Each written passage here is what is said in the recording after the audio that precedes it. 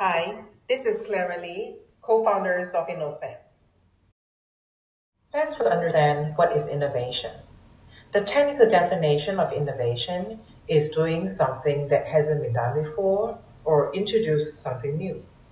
Before doing something that has not been done before or introducing something new, there must be some problems need to be solved or observations that need to be understood. There are many ideas will be generated to address them, and many experiments followed. But why do we need to innovate? Innovation drives growth and progress of societies. This is not a myth, not a hypothesis, this is a fact. Just look at the recent intense fight between the US and China about 5G. Clearly demonstrate the economic power of 5G, which would then lead to many other subsequent innovations that come with it.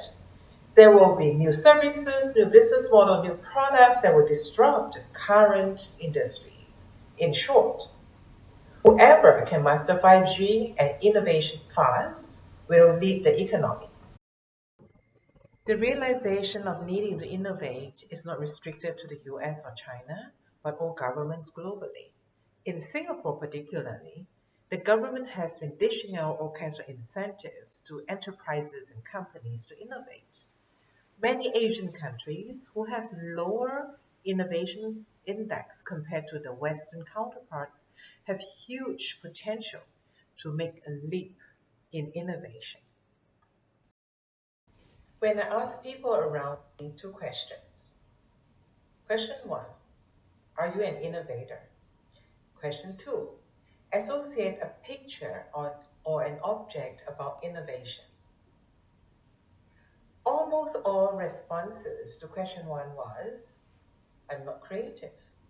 I'm not an innovator. And then there are a few title responses to question two.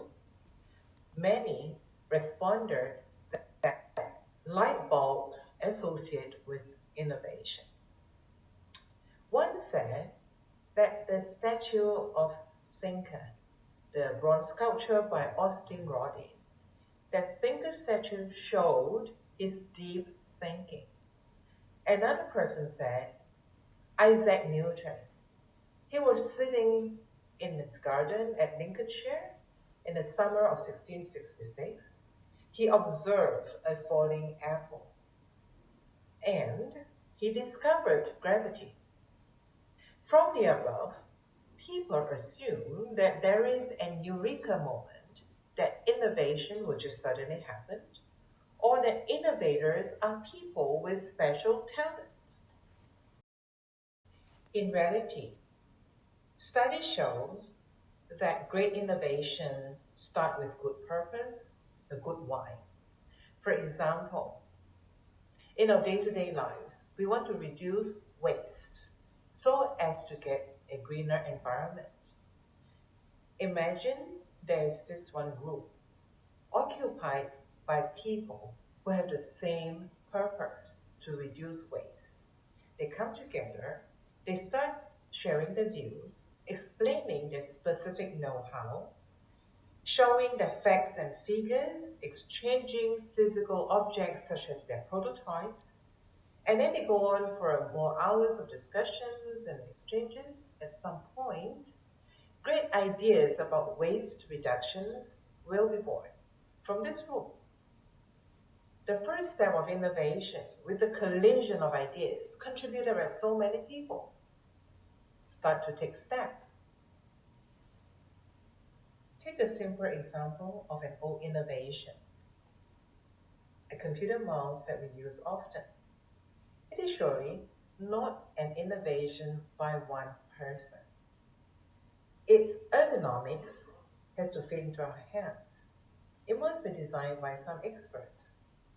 Its external casing requires the understanding of material science. Its internal components consist of electrical and electronics engineering, plus the sciences to understand movement and optics. So when all these sciences are being applied and networked together in a particular way, a new knowledge of network is formed.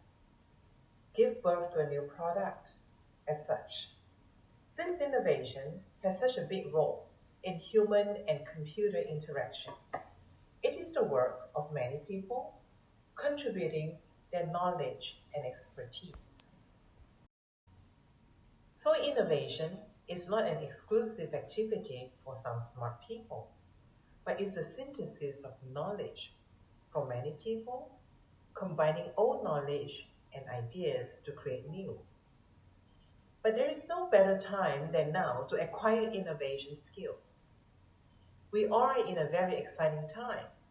We are in the beginning journey of digitalization.